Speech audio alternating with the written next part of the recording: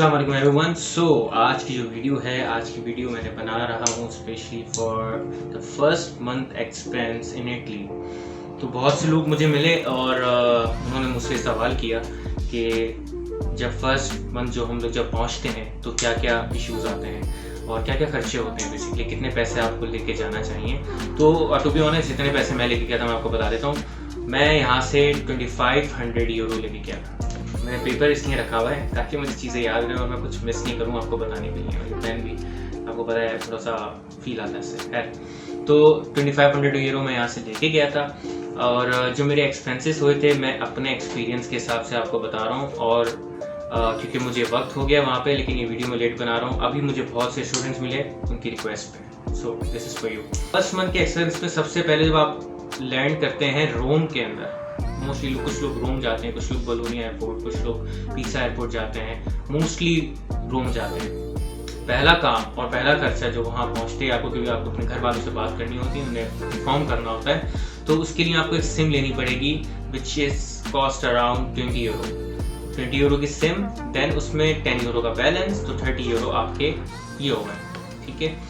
इसके बाद सेकंड जो आपका खर्चा होता है वो होता है रोम से अपनी सिटी जाना। मेरी सिटी फ्लोरेंस थी, तो अगर मैं फ्लोरेंस जाता हूँ तो अगर मेक श्योर कि आप ट्रेन इटालिया के नाम से एक ऐप है वो इंस्टॉल कर लें, जो आपको हेल्प करेगी कि आपको कौन सी ट्रेन लेनी है, उसका नंबर क्या है, वो कौन से प्लेटफॉर्म पे आ रही है। इटालियन में प्लेटफॉर्म को बिनारियो बोलते हैं, तो कौन से बिनारियो पे आ रही है, और उसके अलावा उसका क्या पैसे हैं उसके। तो अगर फ्रेंचरोसा एक ट्रेन होती है जो कि फास्ट ट्रेन है, जो अभी आपने मेरी अगर यूरो ट्रिप देखी हो उसकी पहला पार्ट 1 देखा हो तो उसमें इमरान ने उस ट्रेन के हवाले से बड़े अच्छे तरीके से डिटेल बताई है उसको बुक करवाने के हवाले से, तो आप उसमें देख लीजिए अगर। लेकिन आपको रीजनाले करवानी है, थोड़ी देर से पहुंचाएगी, लेकिन वो एक्सपेंसिव नहीं है। ट्रेन इटालिया के हिसाब से मैं अगर आपको एक अच्छा मशवरा दूं तो एक टिकट आता है 30 यूरो का, विच इज़ फॉर 3 डेज। उसमें आप ट्रेन में भी सफ़र कर सकते हैं 3 दिन तक, ट्रेन में भी सफ़र कर सकते हैं, बस भी इस्तेमाल कर सकते हैं। तो वो अराउंड अगर आपको 23 यूरो का 1 वे टिकट लें, इससे बेहतर वो 3 दिन का आप यूरो का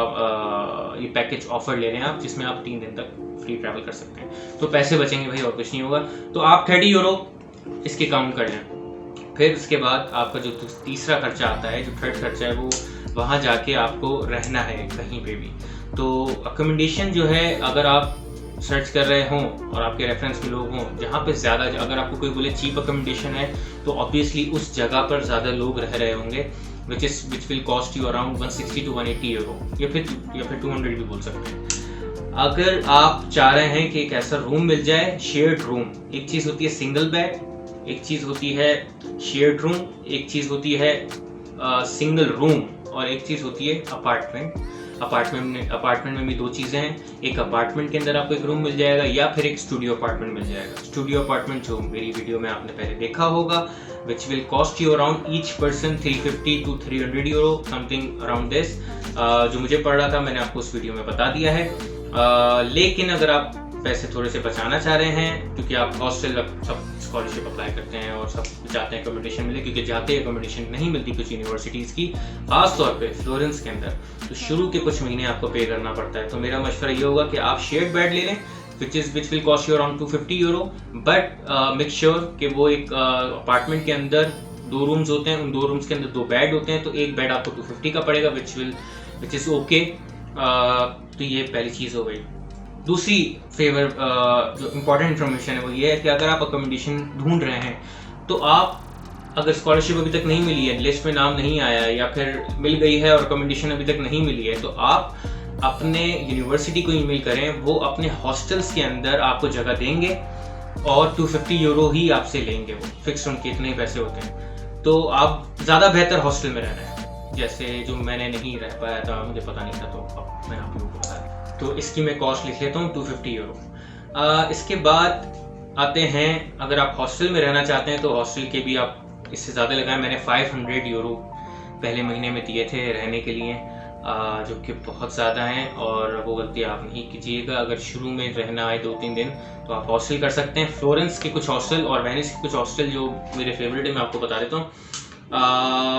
वेनिस मिस्त्री में एक स्टेशन से बाहर निकलते ही 5 मिनट्स की वॉक पे है एंडा, ANTA हॉस्टल है, बहुत ही ज़बरदस्त, बहुत ही फैसिलिटेड और बहुत ही अच्छा किचन, हर चीज़ है वहाँ पे। और देन फिर फ्लोरेंस की अगर बात करूँ तो फ्लोरेंस में जहाँ मैं रुका था, पहली वीडियोस मेरी व्लॉग्स की आप देखें तो उसमें मैंने बताया मैं कहाँ रुका था, तो आपको वीडियो देखनी पड़ेगी। बेहतर ये है कि आप अपनी यूनिवर्सिटी का अकोमोडेशन देखें, ठीक है। अच्छा, अब मूव करते हैं। जब अब आप पहुंच गए, सारे खर्चे हो गए ये जहाँ तक के लिए, ठीक है। 250 यूरो हमने हॉस्टल की काउंट कर लिए।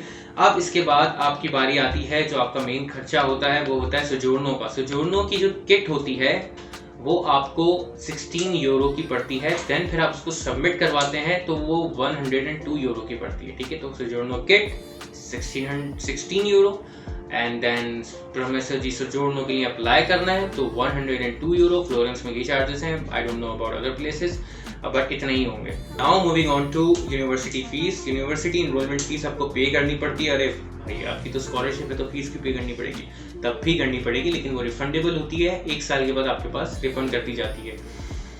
अराउंड 516 यूरो आपकी फीस होती है इनरोलमेंट फ्लोरेंस के अंदर, बट अगर आपका ईजे हुआ हो तो वो आपको 156 यूरो की पड़ेगी। तो 156 यूरो मैंने पे किए थे, तो आप ये भी काउंट कर लीजिए। देन फिर उसके बाद परमेसो किट हो गई, सब कुछ हो गया। आपको एक फिस्कले बना लेंगे which is free of cost. अच्छा, इसके बाद